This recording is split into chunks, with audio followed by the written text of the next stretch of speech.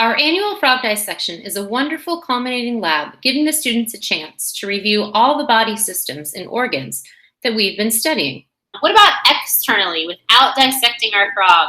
What is something we can look at? Luke? The size of the frog?